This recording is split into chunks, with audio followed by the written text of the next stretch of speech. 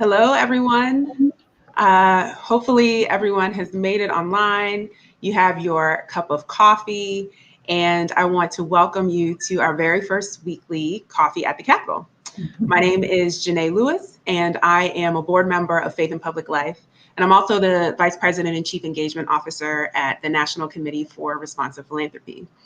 I am honored to be the moderator today of the very first Coffee at the Capitol. Although we are all in our living rooms in the capital city, hopefully one day we'll be physically back at the Capitol because we are in the season of Lent. So it's a big honor for me to host this during this time. For those who don't know, Lent is a Christian tradition of fasting, prayer, service, and reflection. And many religious traditions have this time during their calendar and their religious calendar. And even though Lent is a time of giving up, I look forward to it every year because it's not only a time of giving up, but it's also a time of opportunity.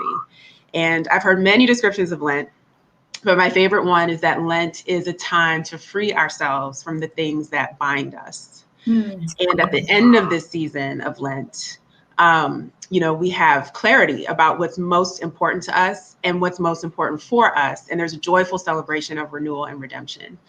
So when I was reflecting on how to open this conversation today, I thought about Lent and I thought about 2020, which in some ways could be described as a Lenten year, right?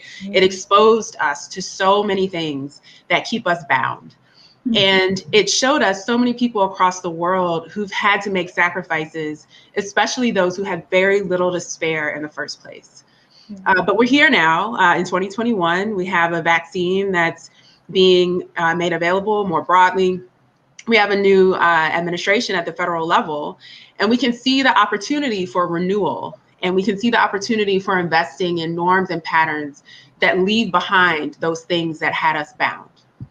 But unlike Lent and Easter, there is no guarantee that the changes that we see on the horizon in 2020 are going to help us leave behind the things that had us bound. We have this opportunity. And so in February, Faith and Public Life Action launched the Faithful Agenda for the Biden administration's first 100 days. And this agenda outlines what we hope the administration and Congress will do to bring justice and wholeness for all people. As people of faith, driven by our values of dignity, love of neighbor, and justice, we demand that our elected officials pass policies that center our communities, meet our needs, reflect our values, and remedy injustice. So the agenda includes compassionate, effective pandemic relief for everyone, providing sustainable equity and ending systemic racism, justice and dignity for LGBTQ people, dignity, family unity, and citizenship for all immigrants, and building an inclusive democracy for all people. So again, this is the first in the Coffee at the Capitol series. And each week we will join a discussion with faith leaders, local community organizers, and movement partners to dive deeper into the core values of the Faithful Agenda and learn more about specific legislation and policies that can bring justice to our communities. And we'll also see how national policies can support those folks doing great work at the state level. In this first chat, Faith and Public Life Action is celebrating Women's History Month and Gender Equality Month, celebrating all the women who have contributed to our history and helped to shape our policies in voting, equality, non-discrimination, and so much more. So to properly celebrate us, it's important that we enact policies that advance gender equity and put families first. And we're going to hear from 3 women on Faith and Public Life Action staff talk about the Faithful Agenda and what's ahead of us. So I'm going to ask each of you, as you respond to the first question, to tell us your name and your title, a little bit about yourself, and please share with us, how does your faith motivate you to work for justice? Jen, I'm going to go to you first. Great. Well, hi, everyone. I'm the Reverend Jen Butler, and I'm the CEO of Faith and Public Life Action. And I'm really excited to be here today. My faith really motivates me to center people, put people first in terms of the work we do, particularly those people who are at the front lines, who are experiencing the systemic brokenness and oppression of some of our systems. And to understand that they both know firsthand the problem, and because they're at the front lines, they also know what the solutions are. And I really see that in the first chapter of Exodus, which is a place I really ground my faith, and the Abrahamic traditions really ground themselves. If you take a look at Exodus 1, now I wasn't taught it this way when I was a kid, unfortunately, but it is 3 sets of women who are organizing at the front lines of oppression to come up with a solution to a genocidal maniac called Pharaoh, the leader of Egypt. And it's the Hebrew midwives, it's Moses' mom and sister, and it's Pharaoh's daughter, who form a cross-race, cross-religion, cross-class coalition to resist oppression. So that's Act 1.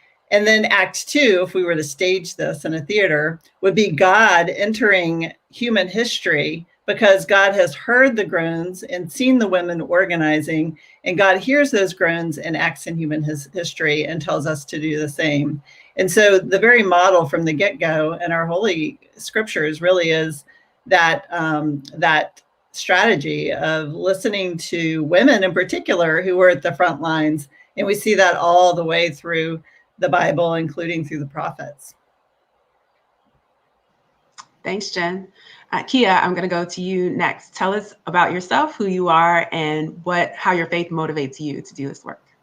Hi, my name is Kia Smith. My pronouns are she, her. I am digital director at Faith in Public Life Action, and I am based in Atlanta, Georgia. So my faith really tells me that God is a God of love and liberations. So my values lead me to love my community and work to liberate those who have been historically marginalized in our society.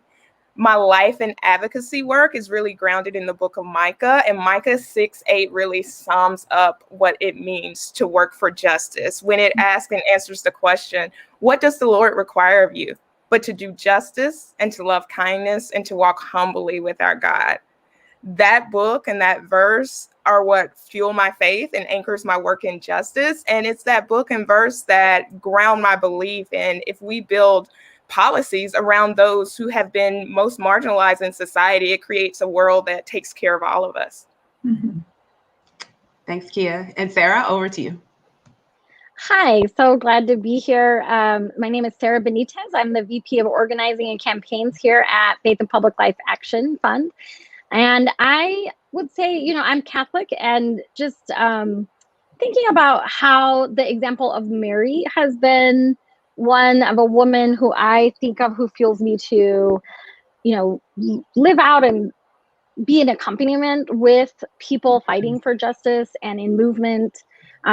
Recently, I've been thinking about Mary as a mother of a movement in the way that the role that she plays in our faith tradition, as well as the examples of the people that I grew up around, including my parents, and how they lived out their faith of, we're called to do not just for ourselves, but for our whole community. And until we are all served by what we need and receive that, and we're all able to thrive, we don't stop living in service in that way. So those are the things that fuel me these days, and thinking about Mary in this Women's History Month, and thinking about Our Lady Undoer of Knots, and how we are, praying to her and with her for, how we undo these knots that are in our society and in our country. Thanks, Sarah. So now that we've heard a little bit about what motivates you, I'd like to ask each of you a more specific question. So going back to you, Jen, you mentioned that you keep people at the center of your motivation. And can you tell us a little bit more about that? Tell us a little bit about how the Faithful agenda actually advances that and supports that.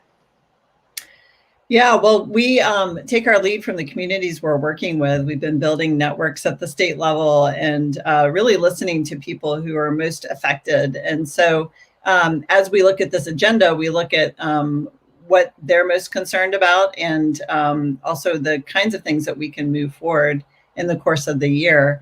And so, clearly compassionate pandemic relief and racial justice, We have a long history of doing that at Faith and Public Life. For example, when it comes to healthcare, one of the things we've done historically is to really lift up those who are affected by the lack of healthcare, how that helps exacerbate this pandemic, especially along the lines of gender and racial equity. During the effort that was made in 2017 to gut the Affordable Care Act, for example, we brought folks who were most affected by that legislation to the forefront, and we prioritized their stories, and our protests really lifted up their stories alongside our holy text and what they had to say about listening to the cries of those most affected and most impacted. So that's an example of how we, center those who are affected and really design our policy strategy and agenda based on where they have told us we need to go. Thanks, Jen. Sarah, I'd like for you to talk a little bit about the values in the Faithful Agenda. It's one of the things that I like about it the most, because we have so much policy floating around, and most folks honestly don't have the time or the capacity to dig into the weeds to see if they fully agree with it or not. But we're all really clear whether we agree with certain values. So tell us about why the agenda focuses on values and not just policy. Yeah, we focus on values and on people because one is people of faith. That is our end goal always, is about how do we make the values that we hold true because of our faith traditions come alive in our world. Policy is the tool to do that. That is not the end goal. That's the way we get there, right? It's about having thriving, whole communities where everyone is included and is able to have a full, free life. And so the policy part is just what gets us there. So that's one reason we chose to center this agenda in that way. And like you said, Janae, it is also that most people, right, like don't have time to, watch C-SPAN when they were reading the whole, however many 800 some pages of the COVID relief bill. But what we do know is we know people in our lives, or we may hear about in our communities, who will be impacted really positively by the child tax credit or the payments that will be made that will reduce child poverty by 50%. That's what we care about, right? That those families and children have what they need, that they will not be hungry. That's the thing we're working for. And so we wanted to make that this focus. And also, this is the first 100 days, but it's just one period of time in a very long journey. And so these are the universal values and the people we work with for the long haul. This is about, there's some short-term things and we can win some really important changes, but there's more that's needed. Like, we know the $15 minimum wage at the federal level is something we're going to still keep working for, right? We didn't get that in this. We know immigration reform, it probably is not going to happen these first 100 days, but just yesterday I saw a headline that ICE, arrests have significantly dropped. We know people personally in our work and in our lives who have been able to have deportation orders of removal dropped. I mean, those are big changes, but they're just the beginning. And so that's the other reason we wanted to keep that focus around why we do this work and what it is we're about for the really long term. And always, regardless of who's in office. Yeah, absolutely. Our values are so important, and a lot of times what they're being spoken to explicitly, but many times they're being spoken to subtly. And so I think it's really powerful that Faith and Public Life Action has chosen to put that in the forefront and really call us into living out those values. So Kia, now we're going over to you and your area of expertise, and tell us a little bit about digital advocacy and how that influences policy, and especially in a way that lifts up marginalized voices. Yeah, so digital advocacy is when we use technology to tell our stories and move people into action around a cause or a policy. It's signing those online petitions, sending emails to your legislators, making those calls to the people who are making the decisions that affect our lives, sending the tweets, and sharing information and calls to action through social media, email, and text messages. Digital advocacy is effective because we're having these policy and people-centered conversations and sharing the call to actions in the places where we're already gathered to communicate with our family and friends. It also allows us to hear, witness, and amplify the perspectives and lived experiences of those who we may not have day-to-day contact in our regular lives. So marginalized voices can be heard and amplified and centered in these conversations. If used correctly, these digital tools expand the voices of those who are involved in the conversation and can be tools of equity. And as we're still navigating COVID-19, these tools allow us to be vocal and active and involved while also keeping us safe.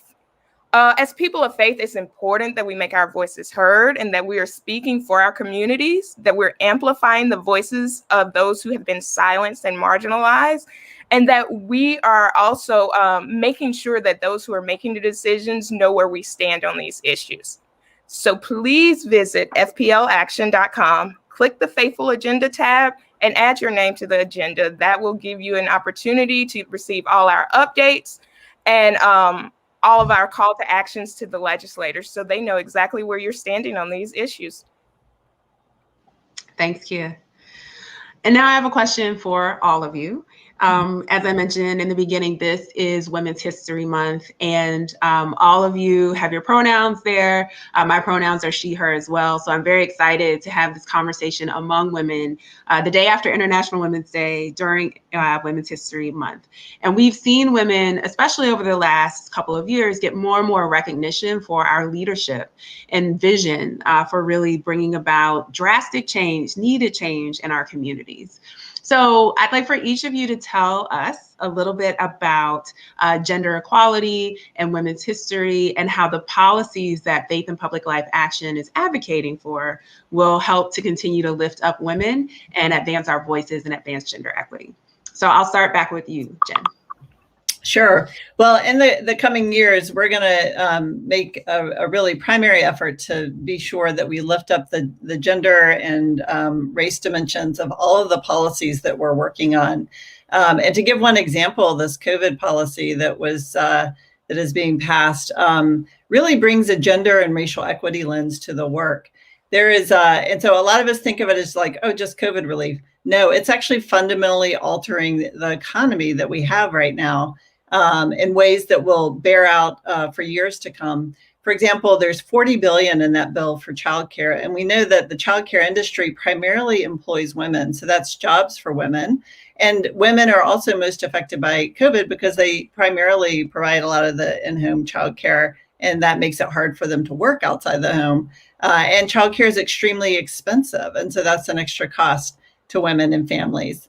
And so, we see too that, women of color are most impacted by COVID. Sarah mentioned the minimum wage, federal minimum wage hike and how important that is. We didn't get that this year. We need to keep fighting for that because 60% of women make the minimum wage, and 4 of those women are Black or Latina.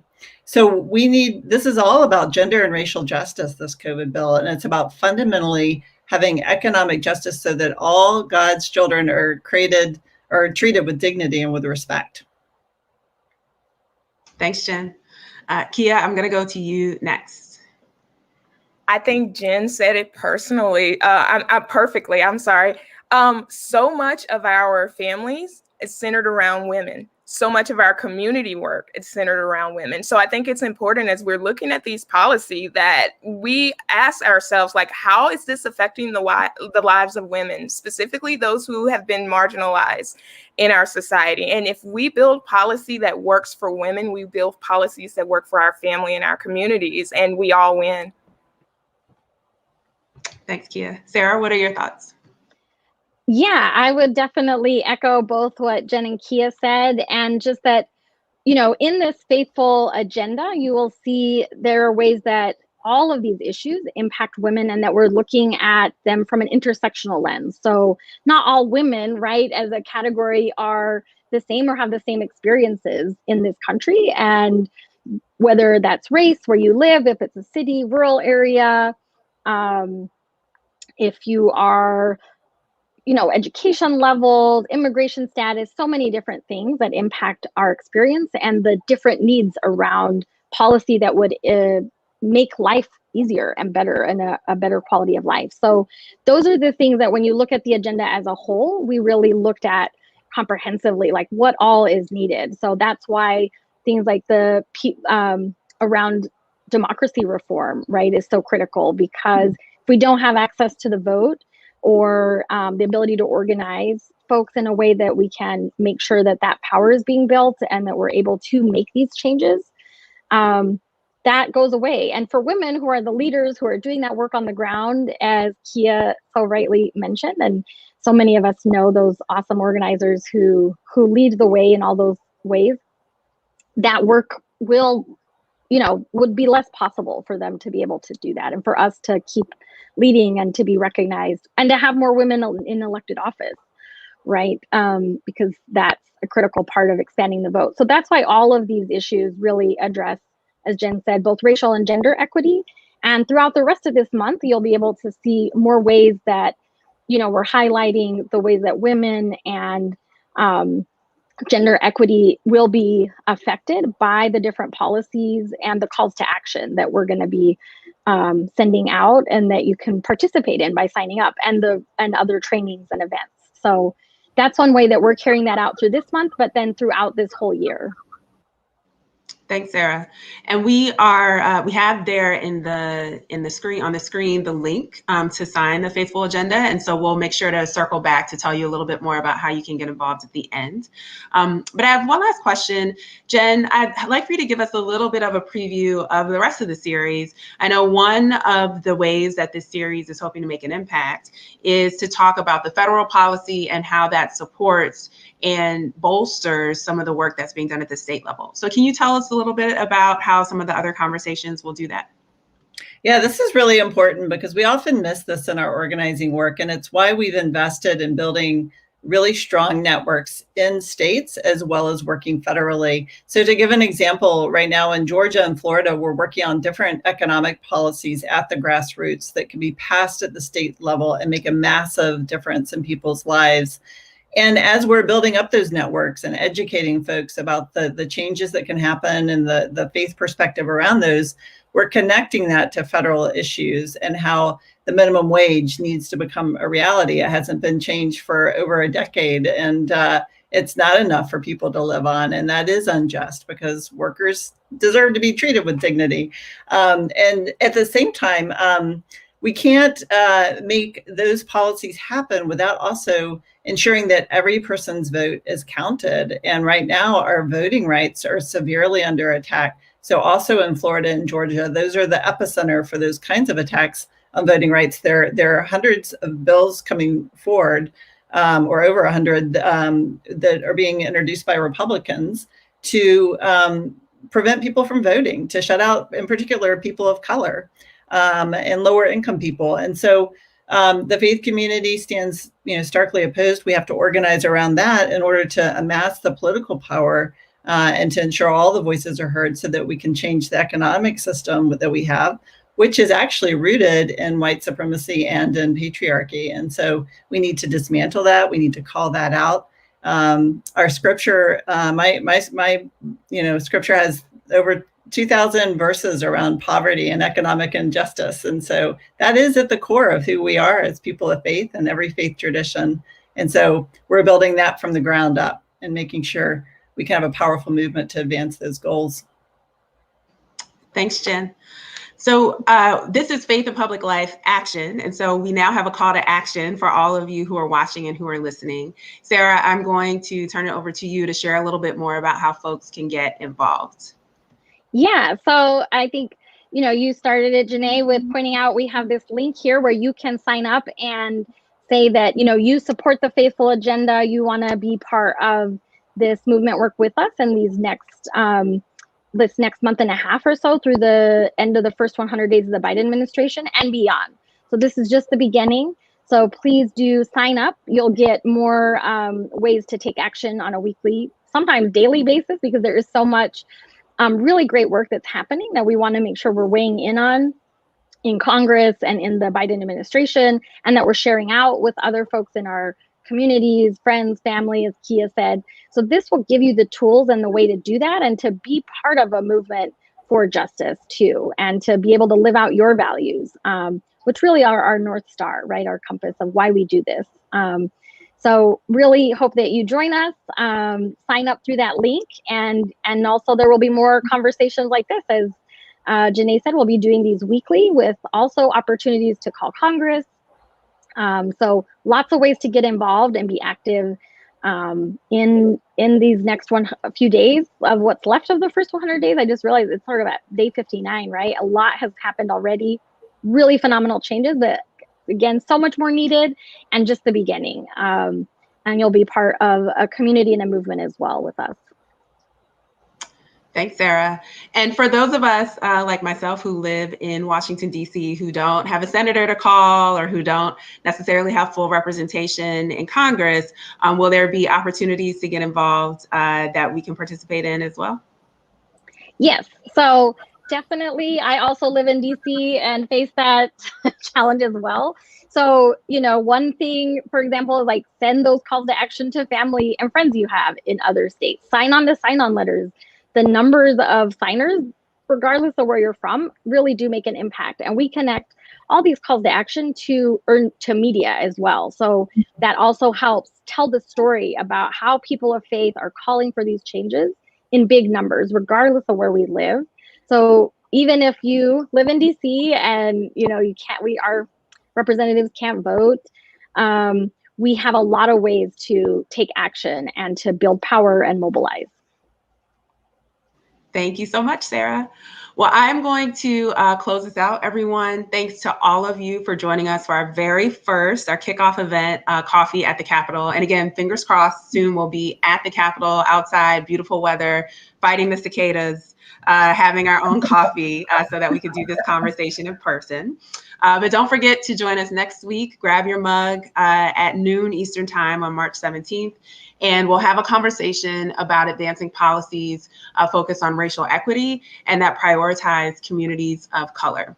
So again, the link to RSVP will be in the chat.